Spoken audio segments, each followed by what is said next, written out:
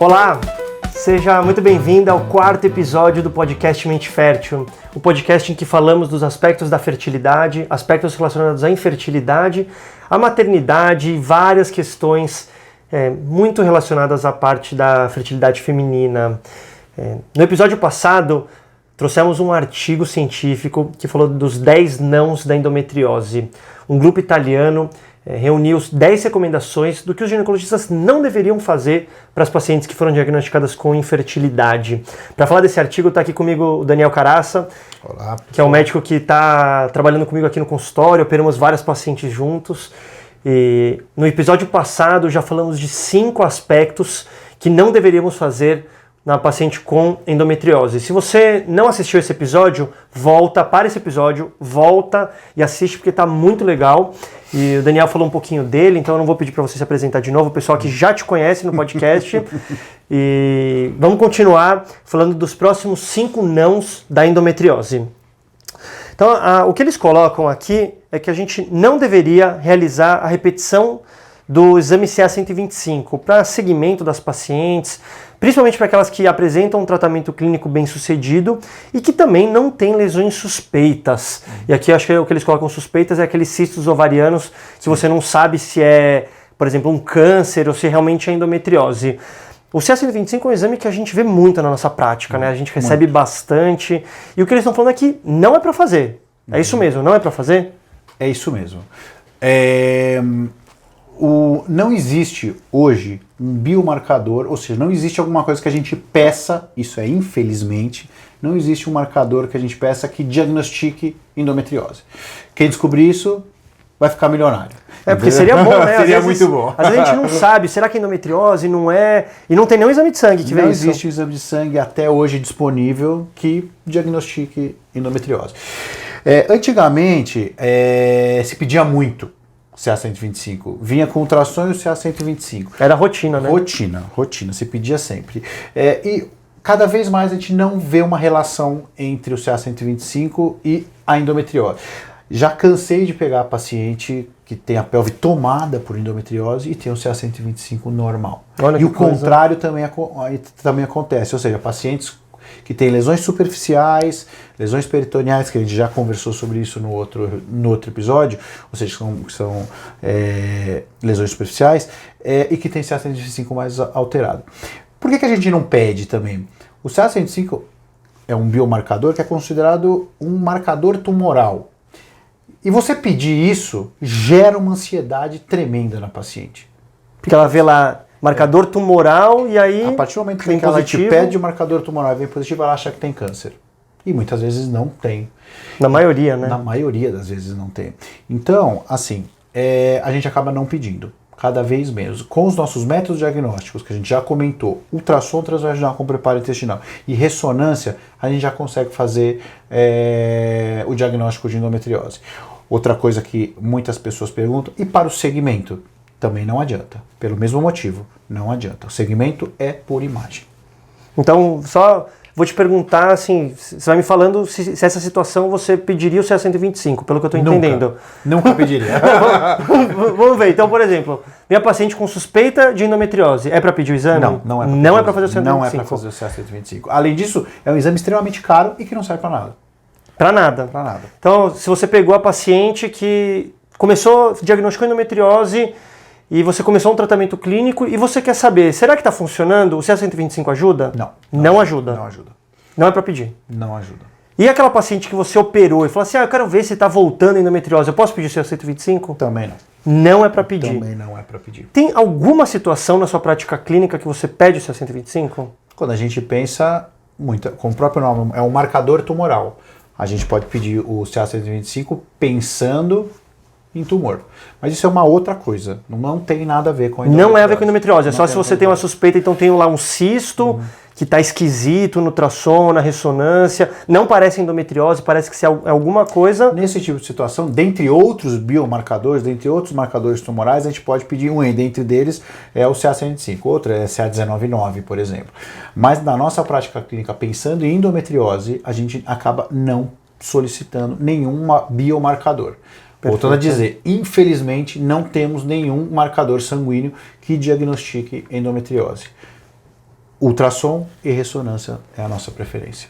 Né? Então, isso aí vai ser uma dica boa, tanto para as pacientes, né? Para elas não ficarem desesperadas, que, nossa, preciso fazer o CA125, meu CA125 está aumentando, está diminuindo, a gente agora sabe que não serve para nada. Não. É interessante as pacientes saberem mesmo que a gente tem um marcador tumoral positivo, não necessariamente indica que a paciente tenha câncer. Tá? Isso é uma coisa interessante. Sim. A gente vê câncer valores muito altos, né? Não é o valor que a gente vê na nossa prática, são valores muito altos. Então, sem essa neura de ficar pedindo CA125, e acho que vai ser bom para os ginecologistas também ouvir esse podcast, porque a gente vê muito, né? A gente recebe muito esse exame. Sim, a gente vê que não vale a pena, então. Concordo com o grupo italiano de não solicitar CA125 no segmento e investigação de endometriose. Legal. Bom, acho que o próximo tópico que eles escreveram foi o seguinte: não deixar paciente no pós-operatório de oforoplastia para endometrioma que não tem desejo reprodutivo sem tratamento medicamentoso de longo prazo, ou seja, tratamento hormonal. O que significa isso? Ou seja, a gente operou o paciente, retirou endometrioma ovariano e deixou sem nada. Qual que é a principal indicação? A gente introduz, mantém tratamento nessas pacientes ou não?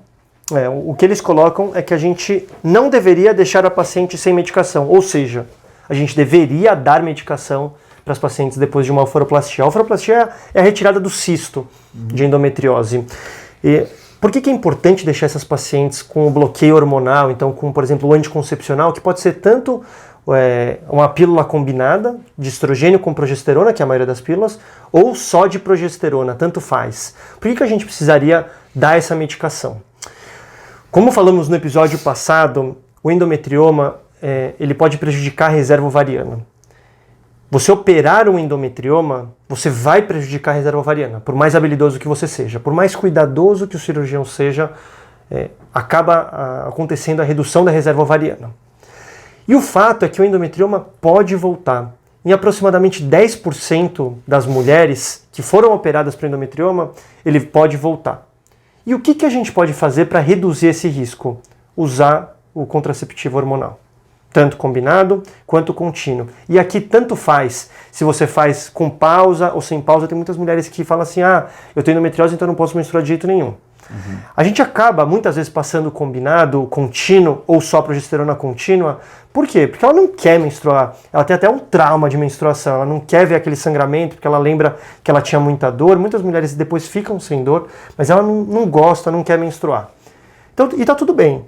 Só que se aquela paciente quiser menstruar, quiser fazer a pausa e se sentir bem com a pausa, não tem problema nenhum. Tanto faz. Pode ser tanto combinado contínuo quanto com pausa. O fato é que usar esse anticoncepcional vai reduzir o risco de ela ter uma recorrência.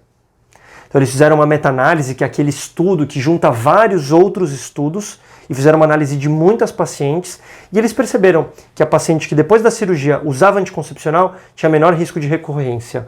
E por que é importante ter menos recorrência? Porque a segunda cirurgia para endometrioma ela é muito prejudicial.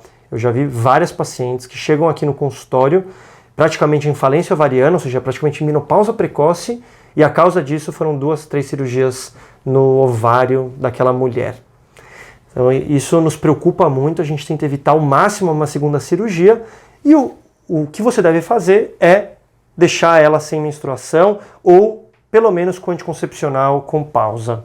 Essa é a recomendação deles. E por que eles colocam para paciente que não tem desejo reprodutivo? Porque a mulher que quer engravidar, você não pode dar anticoncepcional. Às vezes eu recebo a mulher assim, dá um negócio quando eu ouço isso. Fala, o médico pediu para eu usar aqui 3 meses para dar uma secada na endometriose, e aí depois eu libero. Ou vou usar 1 ano de anticoncepcional para ter certeza que a endometriose não vai voltar, e aí só depois eu libero para engravidar, só que aquela paciente já quer engravidar agora. A gente atrasou mais ela. Exatamente, a gente atrasou em 1 ano, em 6 meses, a chance daquela mulher engravidar. A endometriose pode voltar mesmo com anticoncepcional, então usar anticoncepcional não é uma fórmula mágica, ele diminui o risco, mas tem paciente que mesmo com anticoncepcional volta a endometriose. Pode ser que você perdeu aquela janela que a mulher estava mais fértil depois da cirurgia, num objetivo de tentar secar a endometriose, que não existe nenhuma evidência científica que isso seja benéfico. Não tem nenhum trabalho que nos orienta a usar o anticoncepcional dessa forma. Então, não precisa. Se a mulher quer engravidar, depois da cirurgia, libera, tenta engravidar. Claro, vai ter aquele período que você vai falar de recuperação pós-operatória, até ela estar bem fisicamente, mas isso costuma ser 1 mês, no máximo 2 meses, não mais do que isso. Passado esse período de recuperação da cirurgia, libera para engravidar.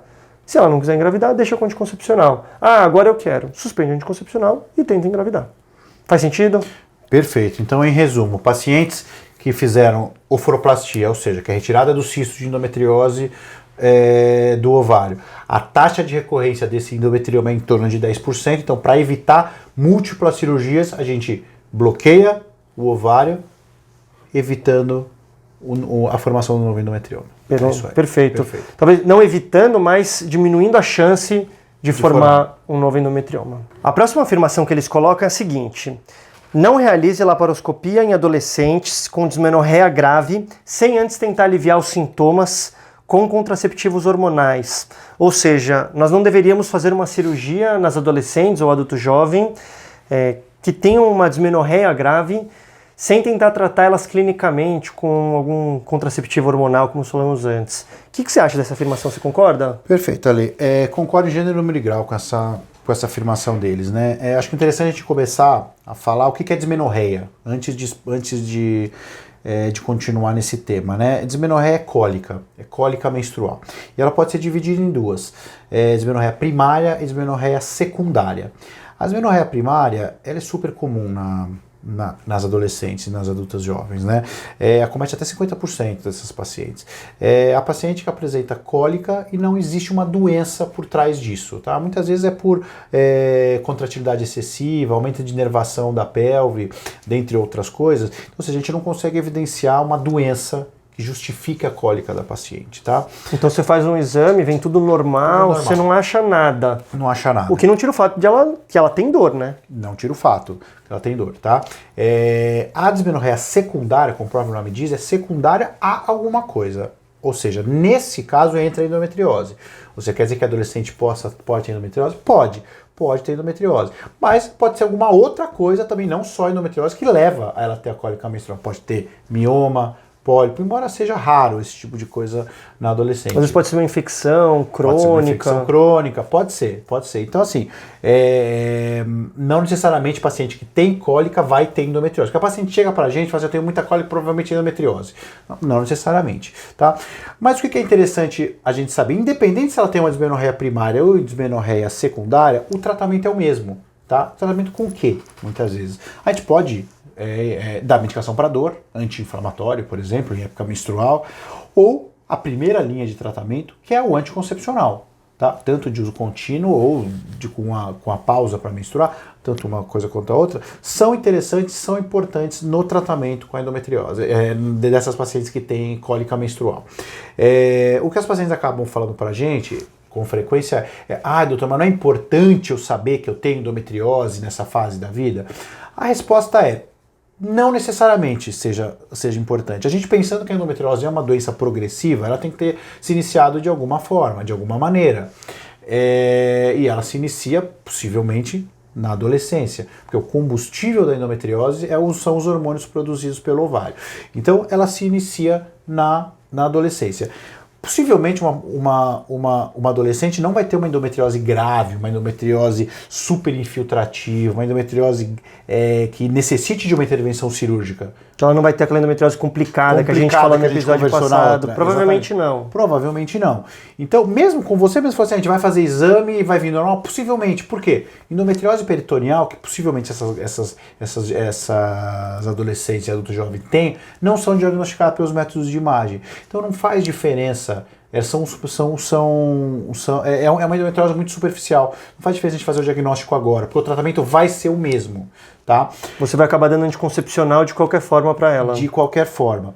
O que é interessante a gente saber disso, uma paciente vira e fala para ele: doutor, mas eu quero tirar isso, eu quero tirar essas lesões de endometriose. Os estudos são categóricos em falar que não existe evidência científica dizendo que eu retirando as lesões de endometriose cedo desse jeito, ela não possa ter daqui 20 anos, quando ela tiver não sei, 35 ou até 40 anos, ter lesões de endometriose de novo. Não significa que eu, operando agora, não significa que ela não vai ter que ter uma outra cirurgia mais para frente. Então pode ser que ela acha que, eu vou fazer agora a cirurgia para me curar. Não é isso que a gente fala. Não existe isso. Eu não consigo afirmar para a paciente que ela não vai ter dor de novo daqui a alguns anos, que ela não vai ter que reoperar daqui a alguns anos novamente. Então assim, a primeira linha de tratamento são anticoncepcionais, pode associar com anti-inflamatórios associados, se a paciente puder utilizar, para sintomas álgicos, para diminuir a dor que a paciente tem. Então, dificilmente a gente opera. Mas a gente nunca vai operar? Não. Na medicina a gente nunca fala nunca. Nunca falar nunca. Eventualmente, pacientes que são resistentes ao tratamento clínico, resistentes no sentido de não melhoram, continuam com dor. A gente investiga. Às vezes faz diagnóstico por investigação de imagem de que a paciente tem endometriose. E a paciente não melhora, por exemplo. A gente é obrigado a tomar alguma atitude. Mas é difícil. A maioria vai conseguir controlar bem com o tratamento clínico. Legal. A gente já vai para a próxima pergunta, mas vou aproveitar um gancho e quem estiver ouvindo, fica ligado que, como eu falei, o número 10 aqui me chamou bastante atenção, eu fiquei bastante chocado. Mas o que eu queria te perguntar, e isso é uma coisa que a gente vê tanto nas adolescentes, mulheres que estão iniciando a vida sexual, talvez pareça estar uma moda, que é falar não ao tratamento hormonal. Não quero tomar anticoncepcional. Tem várias mulheres que chegam aqui e falam, mas eu não quero tomar hormônio, essa bomba de hormônios no meu corpo, eu não quero sentir nada disso. E aí, de repente você vem e fala que a primeira linha é anticoncepcional. Você atende esse tipo de paciente? Você recebe esse tipo de queixa? E como é que você lida com isso? Recebo. Hoje em dia existem muitas pacientes que optam por não utilizar hormônio. Tá? Assim, a gente pode introduzir medicação para dor nesse tipo de paciente, né? Como eu disse, anti-inflamatório em época menstrual é um tratamento que pode ser utilizado e é um tratamento eficaz também nesse tipo de paciente, né? Algumas pacientes optam e conversam comigo sobre, doutor, o que você acha do DIU, por exemplo, né? Existem dois tipos de DIU, não é o tema da conversa, obviamente, mas eu vou citar rapidamente só para a gente conversar sobre isso. Que eu acho que é importante isso. Existem dois tipos de DIU, o DIU que tem hormônio e o DIU que não tem hormônio, né? O DIU que não tem hormônio, que é o mais conhecido, que é o DIU de cobre, um dos efeitos colaterais dele é piorar cólica menstrual. Então, a gente não coloca de jeito nenhum. Então, para essas pacientes você não vai colocar. Obviamente, a gente só pode colocar o DIU em pacientes que não são virgens, obviamente, né? Existe uma discussão tremenda se a gente pode colocar DIU em pacientes que nunca tiveram filhos ou em próprios adolescentes. A gente pode, né? Contanto que parece que sim, né? Que não tem problema utilizar. É só o paciente não ser virgem, porque a gente vai ter que colocar esse dispositivo dentro do útero dela. Já o Mirena é super interessante. O Mirena é um DIU que libera progesterona dentro do útero, né? E ele, como ele libera progesterona dentro do útero, ele acaba atrofiando o endométrio, a paciente acaba não menstruando ou reduzindo muito o fluxo menstrual. E isso reduz dor também, né? Pensando nessas pacientes que não querem uma carga hormonal, por exemplo, o DIU que libera progesterona, a taxa de absorção dele é quase desprezível. É uma liberação mais local, né? Uma liberação mais local. Então, assim, essas pacientes acabam aceitando muito bem o DIU que libera progesterona como uma forma de tratamento da cólica menstrual, né? Então, às vezes a gente eu tento lidar dessa forma. Porém, a gente vê uma melhora expressiva com o uso do anticoncepcional oral mesmo, a gente vê. Mas a paciente tem todo o direito de não querer tomar. Uma coisa que eu sempre falo para os pacientes que, obviamente, não querem engravidar e que vai ser instituído um tratamento com anticoncepcional e ela vem resistente, falo que o anticoncepcional, nesse caso, ele não é simplesmente uma comodidade. Como tem se colocado, esses grupos que são contra o anticoncepcional, você está colocando um veneno no seu corpo e você pode evitar de outras formas, como o DIU de cobre ou com preservativo, ou eventualmente tabelinha, que a gente sabe que não é um bom método, não é um método eficaz para evitar a gravidez. Mas nessas pacientes, o hormônio, ele está funcionando como um tratamento da dor. Sim. Ele tem que ser encarado dessa forma. Assim como o anti-inflamatório também tem efeitos colaterais. Toda medicação, mesmo o DIU, por mais que a gente fale que tem ação local, existe absorção sistêmica. Sim. Tem paciente que tem efeito colateral com os hormônios do Mirena. Às vezes a paciente está super bem com o tratamento oral, tá ótimo, não tem nenhum efeito colateral, só que aí houve esse papo que tem que diminuir a dosagem hormonal e aí decide trocar para Mirena e piora. Sim. E aí você acaba tendo que tirar o Mirena e volta com o oral. E aí isso é bastante complicado, né? Sim. Mas eu acho que quando a gente conversa bem com a paciente, elas acabam entendendo, né? É difícil certeza. ter uma paciente que nega mesmo Muito difícil. tratamento. Legal. Bom, acho que o próximo tópico é super importante, ainda falando de tratamento, né, dessas pacientes que têm endometriose, né? O nono tópico é não utilizar drogas que possam ser usadas que não possam ser usadas por um período longo. Ou seja, a gente vai prescrever uma droga que não pode ser utilizado talvez por efeitos colaterais ou por alguma outra característica por longos períodos. Você concorda com isso? Eu concordo, sim, com certeza. Primeiro, por que a gente não poderia utilizar uma medicação por longo prazo? Né? Qual que é o grande problema e qual é essa medicação que a gente não poderia usar por longo prazo? A endometriose, como você falou, ele é muito alimentada pelos hormônios femininos, principalmente por estrogênio. E o estrogênio é o hormônio liberado pelo ovário. Quando eu dou anticoncepcional, a ideia é bloquear o eixo da paciente, então que ela pare de produzir o estrogênio natural, pare de ter essa elevação do hormônio, e aí com isso nós diminuiríamos a atividade da lesão da endometriose. A ideia, assim, de forma bem simplificada, seria essa. Existe uma droga, uma medicação, que ela bloqueia o cérebro para ele parar de mandar o hormônio que faz o ovário funcionar. Então, até eu falei para a paciente uma vez que eu fui usar essa medicação por um motivo, e ela falou, nossa, mas então você vai bloquear meu cérebro. E aí isso virou uma brincadeira entre ela e o marido, né, que estaria bloqueando o cérebro. E aí qualquer coisa que ela fizesse de errado, se ela esquecesse de pagar uma conta, era porque o cérebro estava bloqueado.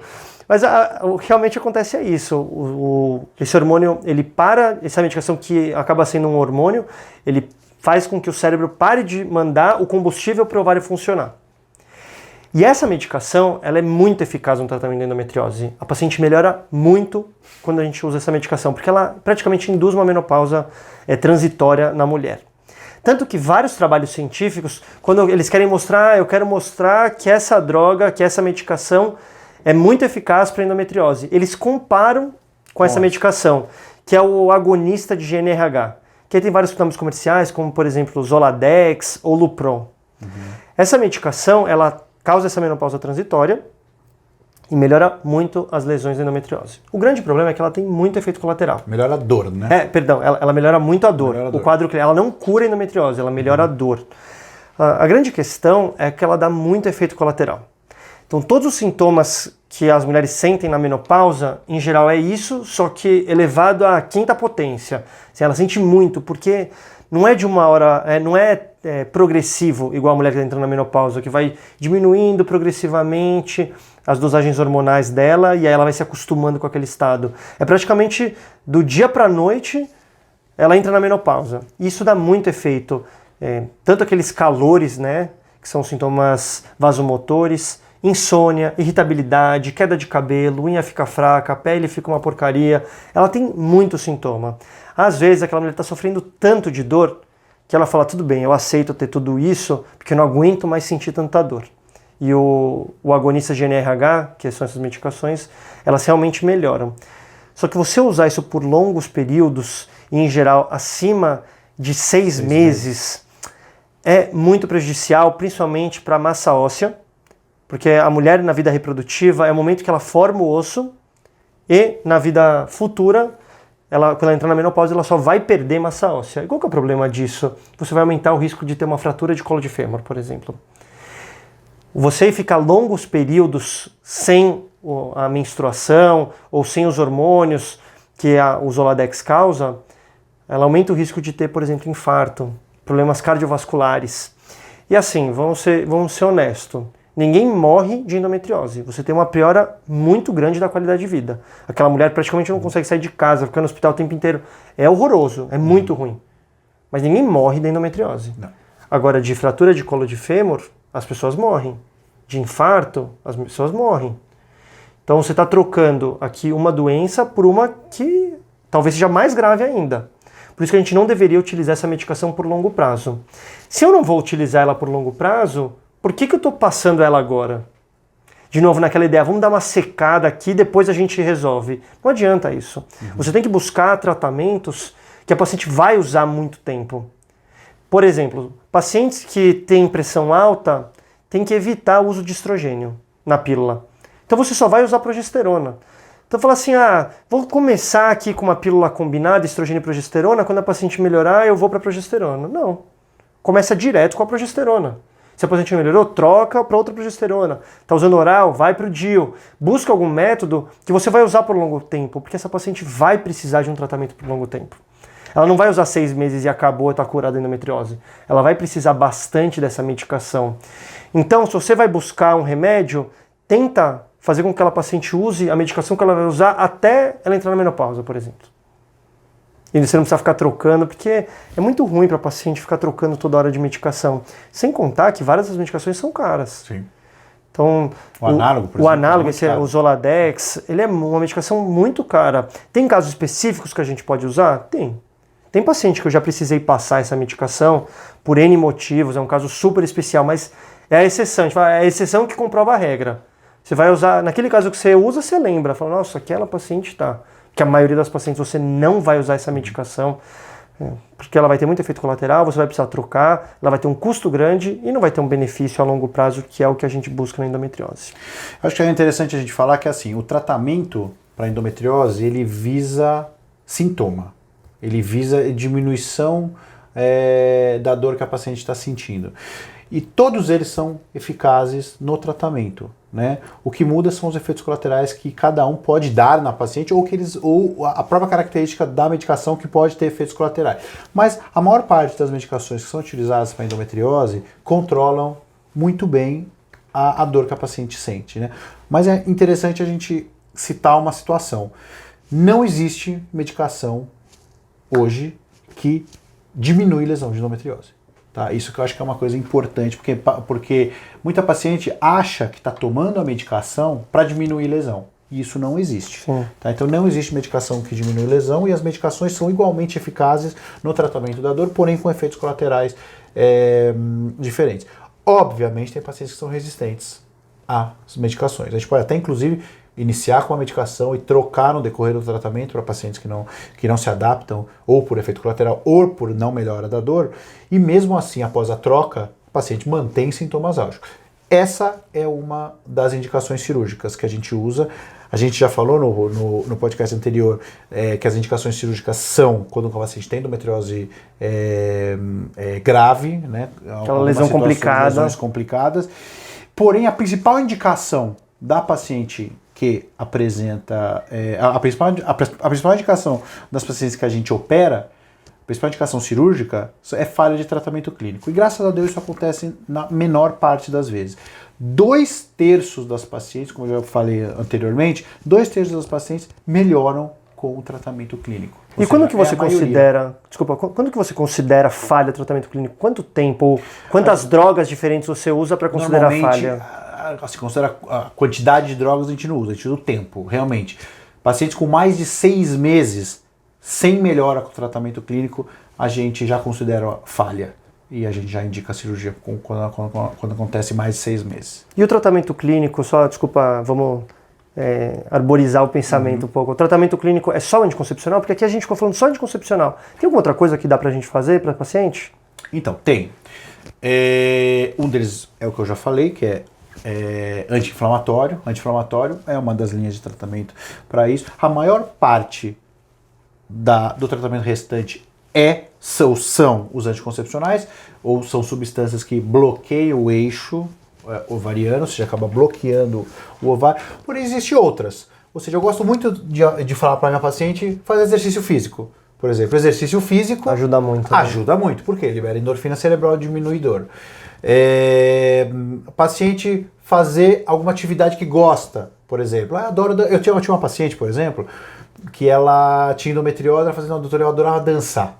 Né? Tudo bem, dançar é um exercício físico também, sim, mas libera endorfina cerebral. Né? É uma coisa que ela gostava de fazer. Volta a dançar, mas eu não consigo porque eu tenho dor. Volta a dançar. Lógico, obviamente associado ao tratamento que eu estava fazendo. Não é só dança o tratamento. Não é, só dança. Associado ao tratamento. Voltou a dançar. Liberação de endorfina cerebral, melhorou a dor. Acupuntura por exemplo. A acupuntura melhora muito também os sintomas álgicos. Fisioterapia do assoalho pélvico, não é o tema da discussão aqui também, mas é uma coisa que a gente pode até fazer um podcast qualquer hora. Sim, mas bem fisioterapia do assoalho pélvico ajuda muito no tratamento das pacientes que têm endometriose. Não é um tratamento medicamentoso, né? Então existem outros tipos de tratamento que a gente faz. Não, e isso é super legal porque muitas vezes, pela dor que a endometriose causa, pela restrição de qualidade de vida, muitas vezes essa mulher se isola. Sim. E a gente vê que elas ficam depressivas, muitas vezes a gente precisa usar antidepressivos, que também ajudam no controle da dor, mas melhoram o aspecto psicológico, o paciente precisa de terapia, e tentar voltar para as atividades que ela gosta. Acho que isso que você falou da sua paciente que dançava e não estava com medo, não queria voltar, e, com certeza, assim, é só uma orientação tão simples, sim, que melhorou tanto a qualidade de vida dela. E a paciente com endometriose tem que buscar isso. Tem.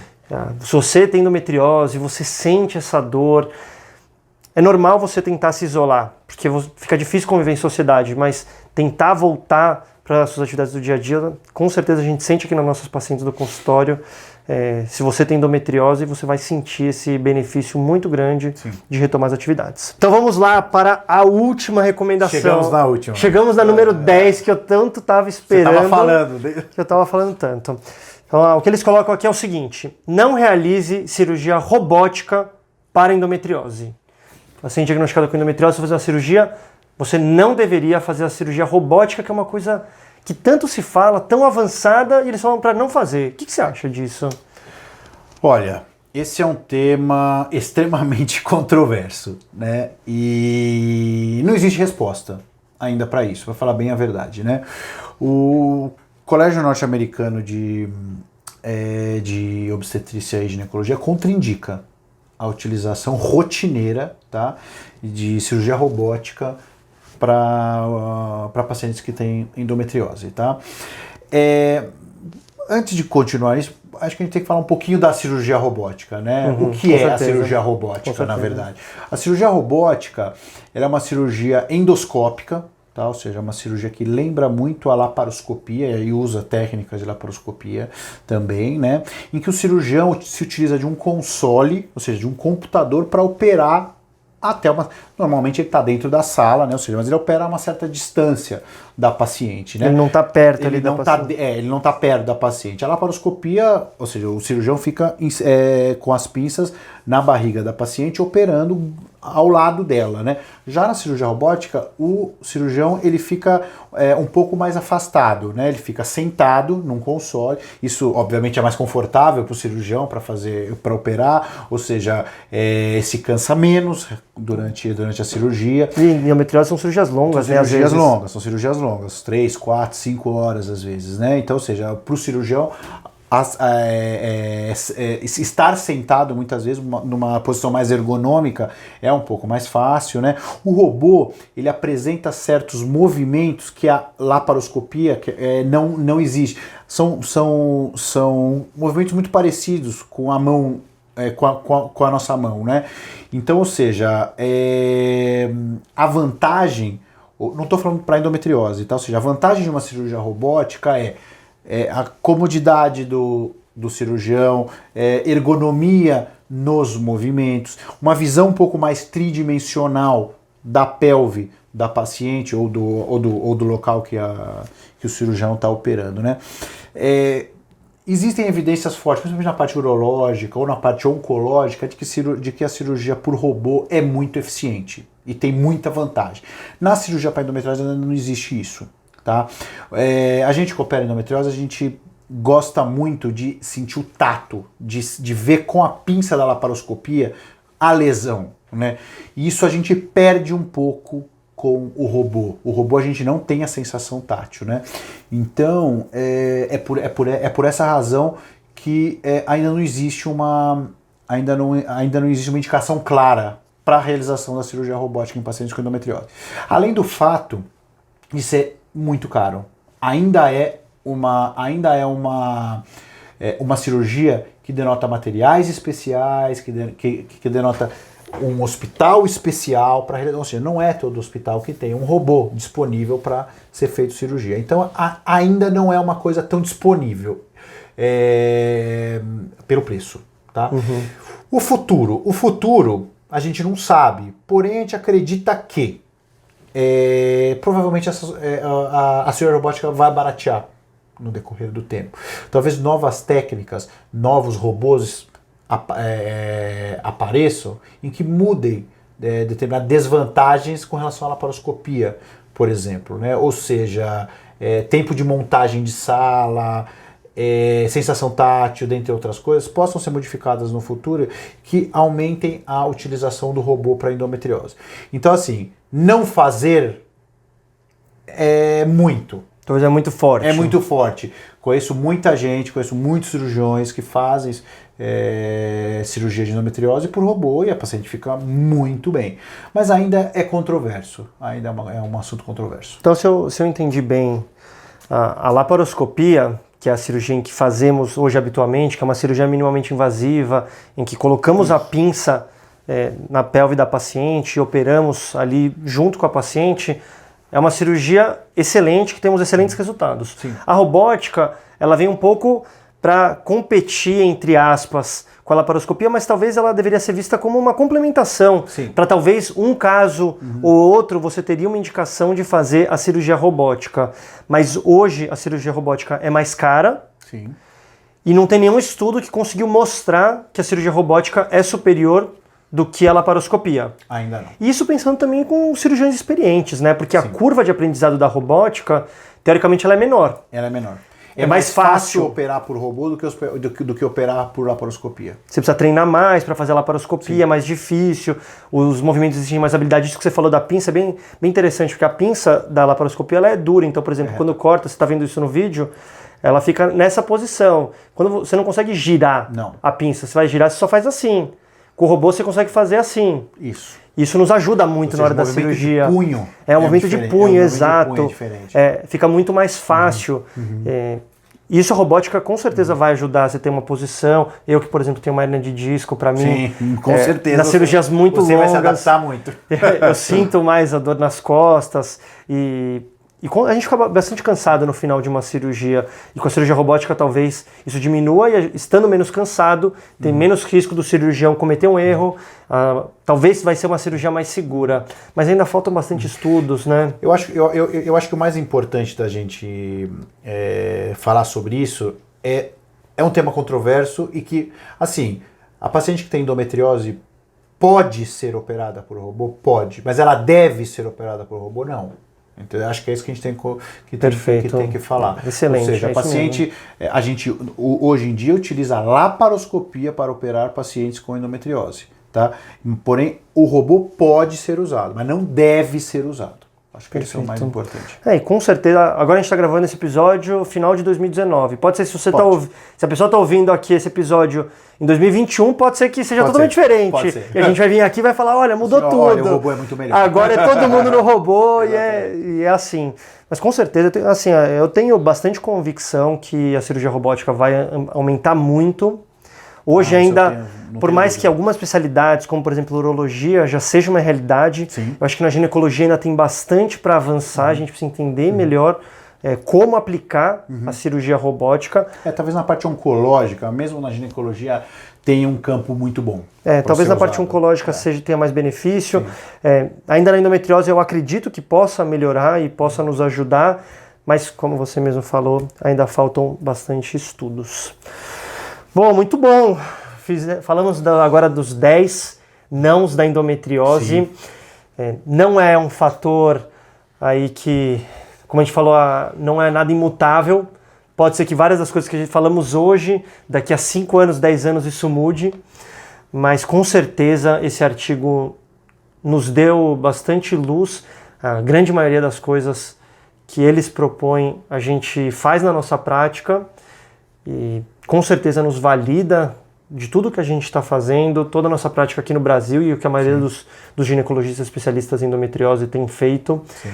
Eu tenho certeza que para todas as mulheres que ouviram ou assistiram aqui o podcast, aprenderam muito. Acho que mesmo para ginecologistas, esse episódio vai ser muito importante. Falamos de várias coisas que o ginecologista geral pode aplicar na sua prática, mesmo não especialista em endometriose, com certeza aprendeu bastante. Eu faço um convite aí para todas vocês que estão assistindo o episódio, deixarem um recado para mim lá, ou no vídeo no YouTube, ou no meu Instagram, @Dr. Alexandre Lobel, ou no Instagram do Dr. Daniel. Fala o seu Instagram. Dr. Daniel Cará. E vocês deixem um recado, o que vocês acharam, se vocês aprenderam, se foi legal esse conteúdo, ou se foi muito técnico e acho que não valeu, ou se não, se foi legal, eu gosto de saber disso. Esse tipo de informação vale muito pra gente, é muito legal a gente saber disso. E obrigado, Daniel, por estar aqui hoje e compartilhar do seu tempo. Ótimo. Você tem aí família e é muito legal você estar aqui. Acho que todo mundo vai gostar muito. Espero voltar novamente. Vamos fazer outros de endometriose, de cirurgia. Tenho certeza que o pessoal vai gostar muito, tá bom? Maravilha. Nos vemos no próximo episódio. Tchau, tchau. Tchau, tchau.